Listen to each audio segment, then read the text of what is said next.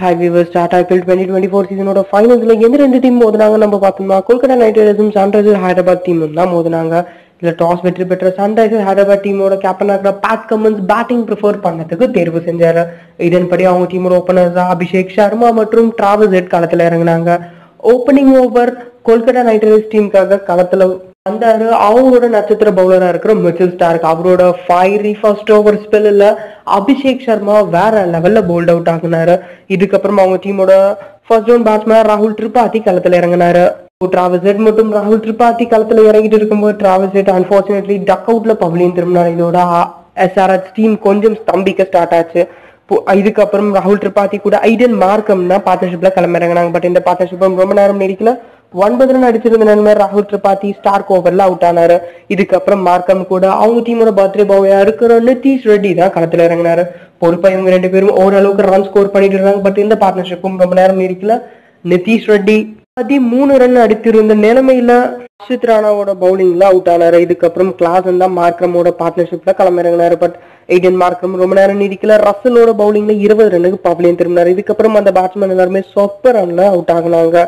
Heinrich Klaasen 16 ரன்ஸ்ல ஹர்ஷித் ராணா கிட்ட out ஆனா. இதுக்கப்புறம் சக்கரவர்த்தி சூப்பரான ஸ்பெல் போட. இதுக்கப்புறம் Russell at the end 3 wickets வந்து கைப்பற்றி கொடுத்தாரு. இதோட ஃபர்ஸ்ட் இன்னிங்ஸ் முடிவுல எஸ்ஆர்எச் டீம் 113 ரன்ஸ்க்கு ஆல் அவுட் ஆகிட்டாங்க 18.3 ஓவர்ஸ்ல.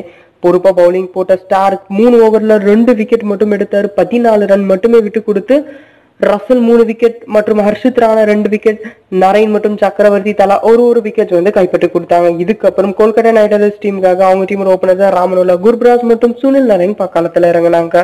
ஸ்டார்டிங்ல இருந்தே பவர்ஃபுல்லா தான் கொல்கத்தா நைட் ரைடர்ஸ் டீம் வந்து ஸ்டார்ட் பண்ணாங்க. But unfortunately Sunil Naren Pat Cummins பால்ல 6 ரன்ஸ் அடிச்சிருக்கும் போதே அவுட் ஆகிட்டாரு. இதுக்கப்புறம் அந்த வெங்கடேஷ் ஐயர் வேற லெவல் ஃபார்ம்ல இருந்தாரு. எப்பயுமே அவரு ஐபிஎல் ஃபைனல்ஸ் மற்றும் குவாலிஃபயர்ல சூப்பரான ஃபார்ம்ல இருப்பாரு. இதே மாதிரி ஒரு சூப்பரான ஃபார்ம் தான் இந்த ஐபிஎல் ஃபைனல்ஸுமே கண்டினியூ பண்ணாரு. அவரோட ஃபயர் பவர் மேட்ச்ல 21 பால்ல 50 ரன்ஸ் வந்து ஸ்கோர் பண்ணாரு. பொறுப்பா விளையாட்டு இருந்த ராமடுல்லா குர்பிராஸ் 32 பால்ல 39 ரன் அடிச்சிருந்தாங்க. ஷபாஸ் அகமது பால்ல எல்பிடபிள்யூ ஆனாரு. இதுக்கப்புறம் அவங்க டீமோட கேப்டனாக ஸ்ரேயஸ் ஐயர் வந்தாரு. 3 பால்ல 6 ரன் அடிச்சு அவங்க டீமுக்கான வெற்றியை பதிவு செஞ்சாரு.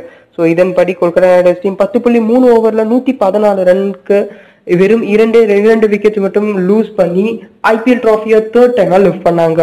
இது வரைக்கும் ஐபிஎல் ஹிஸ்டரியில ஐபிஎல் ஃபைனல்ஸ் இந்த மாதிரி 11 ஓவருக்குள்ள நடந்ததே கிடையாது. இதுதான் ஃபர்ஸ்ட் டைம் எவர் நடந்திருக்குது.